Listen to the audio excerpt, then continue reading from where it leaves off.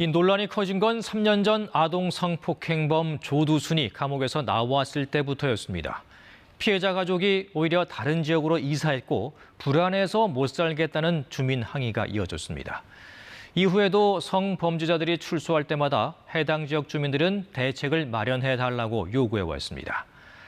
이 정부가 고위험 성범죄자가 출소할 경우 정부가 정한 시설에 살게 하겠다는 방안을 내놓았습니다.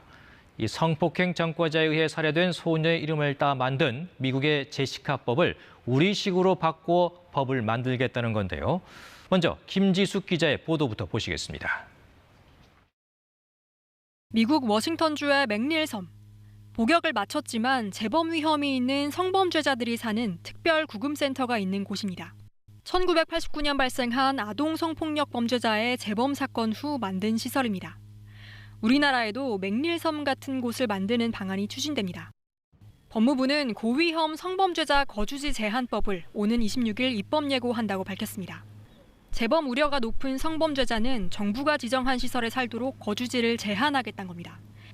대상은 13세 미만 아동을 대상으로 했거나 3차례 이상 성폭력 범죄를 저질러 징역 10년 이상을 선고받은 전자발찌 부착자, 보호관찰소장이 신청하면 검찰이 법원에 청구하고 법원이 결정하는 게 절차입니다. 그냥 보면 입이 쩍 벌어지는 나쁜 놈들입니다.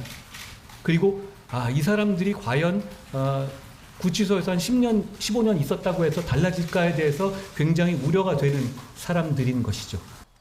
법무부는 당초 미국의 제시카법처럼 학교와 보육시설 500m 이내엔 거주하지 못하게 하는 법안을 검토했습니다.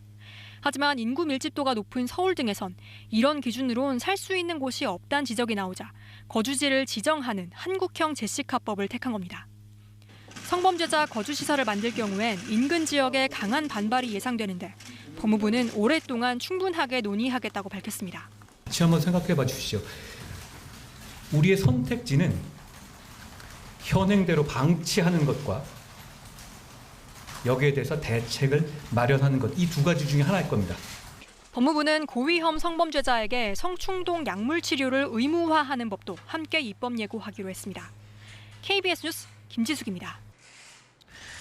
네, 그럼 이 시설을 어디에 어떻게 만들지 또 논란은 없는지 김지숙 기자와 더 얘기 나눠보겠습니다. 네, 김 기자. 먼저 이 시설 수용 대상은 몇 명 정도나 되는 겁니까? 네, 해마다 60명 안팎이고요. 지난해 말 기준으로 325명이라는 게 법무부 설명이었습니다.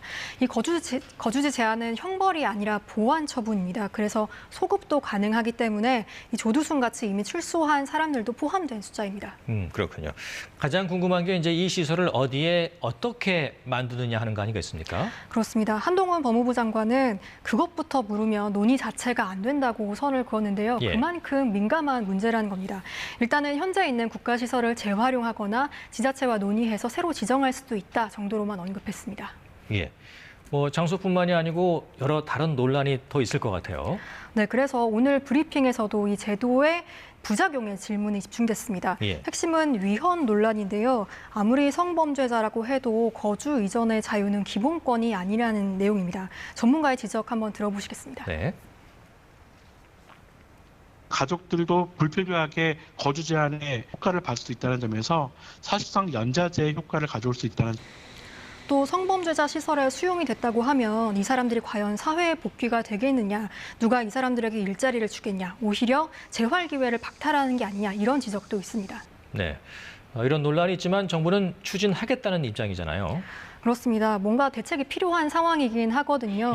2020년 말 성범죄자 조두순 그리고 지난해 박병화 출소 때에도 지역 주민들이 그야말로 난리가 났었습니다.